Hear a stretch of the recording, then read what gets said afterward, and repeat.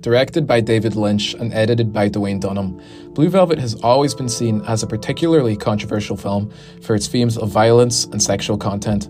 Taking place in Lumberton, an American town already known for its high crime rates, and also throwing in its unhinged antagonist, it was bound to gain traction from the public eye. Being known for creating films of bizarre premises and especially unsettling imagery, I initially went into Blue Velvet knowing it was only a matter of time before Lynch's surreal sensibilities would unfold on the screen. However, while undeniably disturbing, what Lynch and Dunham do for their mastery of editing, sound, and visuals offers an experience that is just as introspective and profound for the viewers as it is frightening. A moment that demonstrates this perfectly is the focus of our video, that being the aftermath of Jeffrey's confrontation with Frank Booth.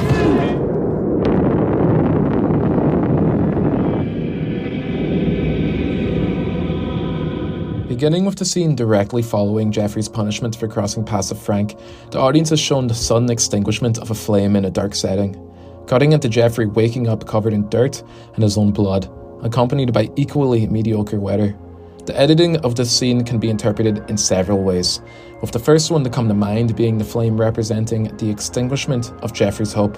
Having now experienced what Frank's bottomless evil can achieve, it is likely that Jeffrey has considered turning back on the whole operation, believing that Frank is no longer an obstacle that he can scale. Alternatively, in a more literal sense, the flame could represent Jeff waking up and being thrown back into reality.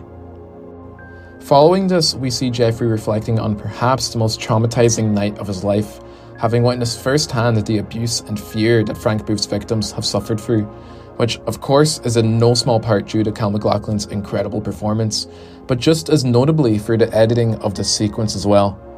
Up to this moment in the story, Jeffrey has been playing with fire, becoming fascinated by the dark, seedy underbelly of a city that he's only ever seen the good side of.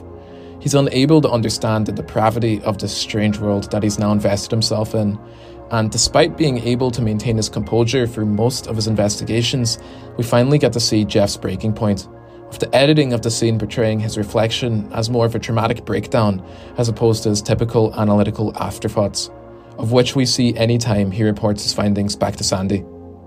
We move on to being shown Jeffrey, sitting on his bed, now critically thinking over the events that just occurred to him, as mentioned before, subtly displaying more and more sadness and shame as the scene goes on.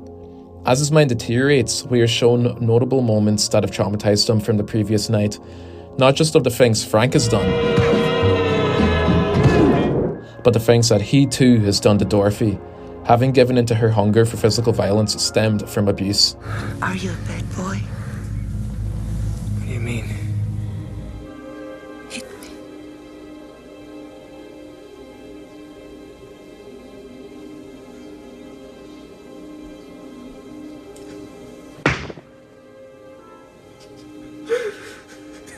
We are shown a glimpse into Jeffrey's mind, now seeing his guilt taking over and showing the possibility that moving on with his investigation may no longer be an option. Jeffrey has stared into the abyss, and in return it stared back at him, pulling him in and holding him tight. These sudden cuts help act as traumatic flashbacks, accompanied by Dorothy's echoing screams, representing the toll that Jeffrey has taken on as a result of trying to resolve a missing person case all by himself. Among the given flashbacks, we are shown the same propeller hat that Jeff has been looking at while in Dorothy's apartment, immediately followed by a glimpse of the scene where Dorothy comforts her kidnapped son. No, darling, Mama loves you. Subtly showing that despite his terror, Jeffrey is still piecing together the story behind Dorothy's status with Frank as a sufferer of Stockholm Syndrome. Then again, it can be argued that the presence of this memory in these flashes may be due to it specifically disturbing Jeffrey, as the severity of the situation Dorothy is in becomes clear to him. These flashbacks in particular have stuck with me long after my first viewing of this film. The use of sudden cuts feels harrowingly true to life as to how trauma can come back to haunt you, with specific moments, certain actions, or things people said almost attacking your mind, clinging to your memory. Finally, the usage of camera angles also plays a role in emphasizing Jeff's mental state. Starting with a medium full shot, they slowly close in on his face, ending on a medium shot.